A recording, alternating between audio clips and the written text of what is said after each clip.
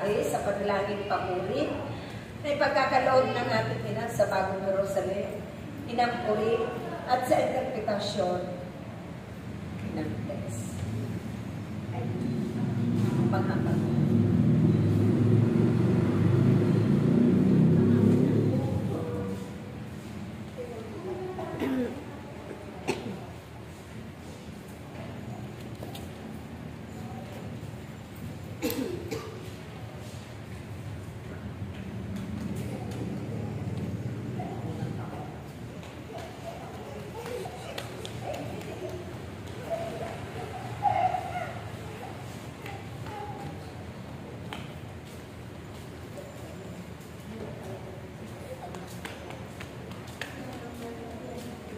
Kayong mga aking mga anak ay magbigayan ng kapayapaan sa isa't isa. Kamusta ang bawat isa sa inyo? Tandaan ninyo ang nakasaad sa mabuting balita na kung kayo ay nagkakatipon ng 2 o 3 sa aking pangalan, ang Diyos ay nasa inyong kalagitnaan. Kaya't kayong mga narito ay huwag magpakita ng lumbang, bagkus patuloy kayong mapuno ng kagalakan, sapagkat kayo lamang ang aking tinawag sa araw na ito, sapagkat hindi niyo bati ang nagaganap. Ngunit akong si Yahweh ang siyang nakababatid ng lahat. Kaya't nawa, kayong mga naririto ay laging maging matibay at matatag sa pagsunod sa aking kalooban. At nais ko kayong pasalamatan sapagkat ang bago namin templong tipanan ay hindi niyo pa rin iniwan. Kaya't aking mga anak, umasa kayo na akong si Yahweh ay lagi ninyong kasama. Hindi ko kayo pababayaan at hindi ko kayo iiwan. Kaya't patuloy kayong maglingkod sa akin upang makamit ninyo ang kasaganaan. Aking mga anak, ako'y patuloy na magbibigay sa inyo ng mga mensahe para kayong lahat ay maging matatag sa pagsunod sa akin. At lagi ninyong tatandaan, kayong lahat ay aking mahal na mahal. Iingatan ko kayo saan man ko kayo pumaroon at hindi ko hahayaan na kayo'y masaktan. Hindi ko kayo pababayaan. Ako ang Diyos na inyong tinatawag sa araw-araw, ay Diyos na tutugon sa inyong panawagan. Ako ang inyong Ama na inyong inaasahan. Kaya naman ang aking pagtulong sa inyo ay lagi ninyong asahan sa araw-araw.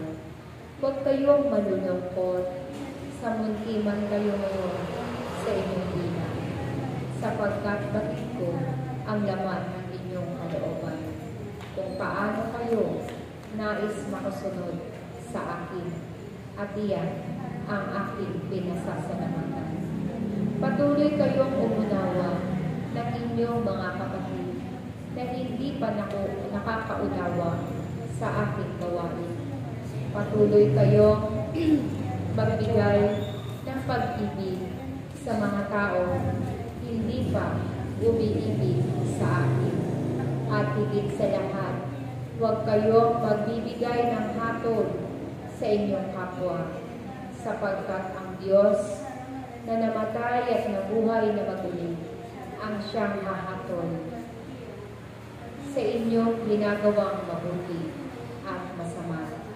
At nais ko kayong pagbigkisin ng pagmamahalan at pag-uunawaan, sapagkat iyan ang aking komunidad na binuo dito sa sanlibutan ito, na kayo'y mapuno ng pag-ibig na kayo'y mapuno ng kagalakan na nagmumula sa Diyos na inyong pinaglilingkuran.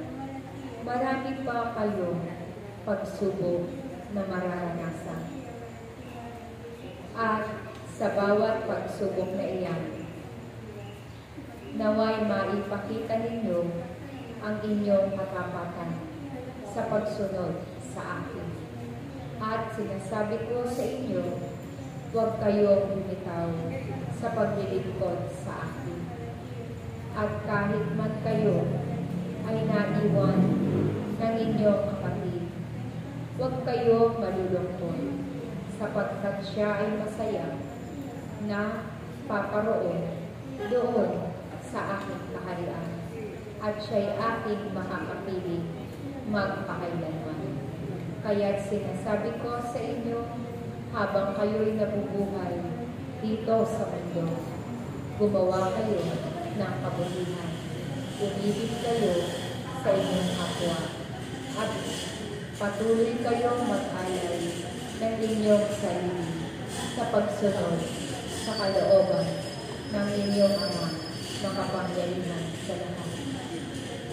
Salamat sa inyong lahat, sapagkat patuloy kayong narito upang akong siyawin ay inyong pakinggan at samahan. Huwag kayong malulungkot, ako'y kasama ninyo sa bawat araw. At ang sinasamahan ng Diyos ay patuloy na magagalak at patuloy na magpapakababa, sapagkat ang Diyos ang siyang magtataas sa inyong lahat. Magkaisa kayo kung sino man ang pinanghihinaan ng loob. Maging lakas kayo upang manumbalik ang kanyang kalakasan. Kung sino man ang nalulungkot, magbigay kayo ng kagalakan. Ngitian ninyo ang sino mang inyong kapatid na nakararanas ng kalungkutan, upang madama niya na ang ngiting inyong inaalay ay mga ngiti na inayaalay ninyo sa akin. Magkaisa kayo, aking mga anak. Maraming salamat. Naway ipagpatuloy ninyo ang pagsunod sa aking kalooban. Ipagpatuloy ninyo ang inyong paglilingkod sa mga tao na nangangailangan. Salamat sa inyo.